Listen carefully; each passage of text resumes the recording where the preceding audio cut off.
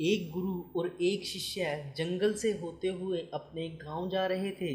अंधेरा काफ़ी हो चुका था और सूरज भी डूब चुका था।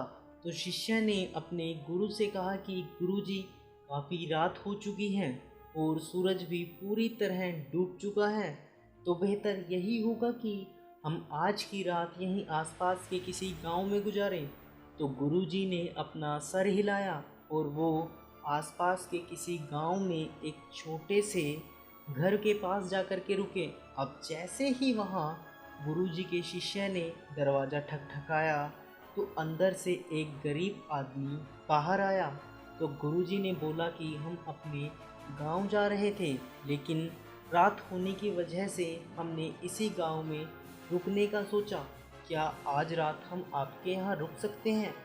ये सुनने के बाद उस गरीब आदमी ने गुरुजी और उनके शिष्य को अंदर बुलाया। अब जैसे ही गुरुजी अंदर आए तो उन्होंने देखा कि बहुत ही ज़्यादा गरीबी थी उस आदमी के घर में। तो गुरुजी ने उससे पूछा कि तुम काम क्या करते हो? उसने बताया कि मेरे पास बहुत सारी ज़मीन है। तो गुरुजी ने पूछा कि अगर तुम्हारे पास इतनी सारी ज़मीन है तो फिर तुम इस तरह क्यों रह रहे हो? उस आदमी ने बताया कि मेरे पास जो ज़मीन है वो किसी काम की नहीं है।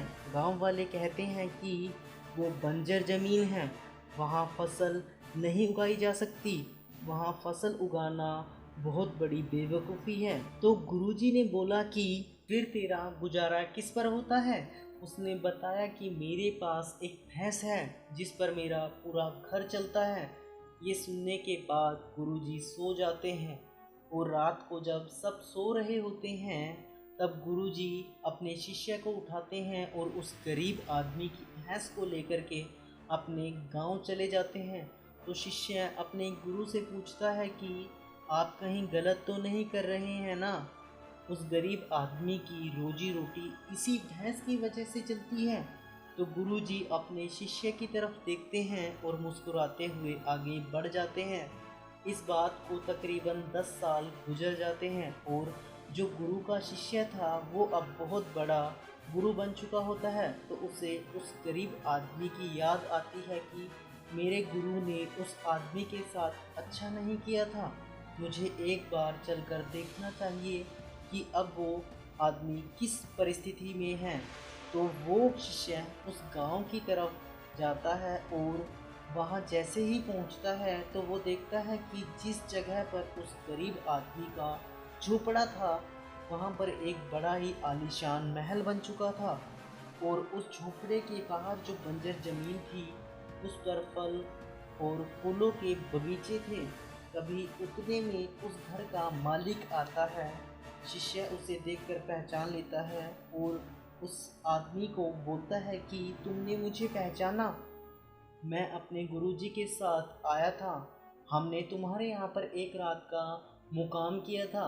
वो आदमी उसे पहचान लेता है और बोलता है कि उस रात में आप कहाँ चले गए थे? और उस रात के बाद ही मेरी भैंस कहीं चली गई थी, मेरे पास कोई रास्ता नहीं था, तो मैंने अपनी ज़मीन पर मेहनत की और काफ़ी मेहनत के बाद उस पर फसल निकल आई और आज मैं इस गांव का सबसे बड़ा और अमीर आदमी बन चुका हूँ।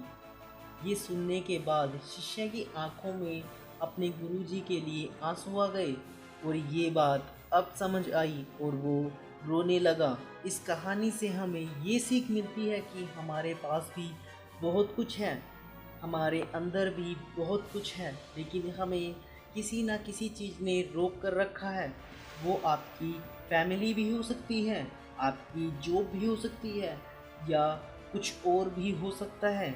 देखिए कहीं आपके पास भी भैंस के जैसी कोई दूसरी चीज़ तो नहीं है जिसने आपको आगे बढ़ने से रोक कर रखा है। अगर आप मेरी आवाज़ पहली बार सुन रहे हो तो चैनल को सब्सक्राइब कीजिएगा और बेल आइकन को प्रेस करके ऑल पर सिलेक्ट कीजिएगा ताकि नेक्स्ट वीडियो की नोटिफिकेशन आपको सबसे पहले मिल सके।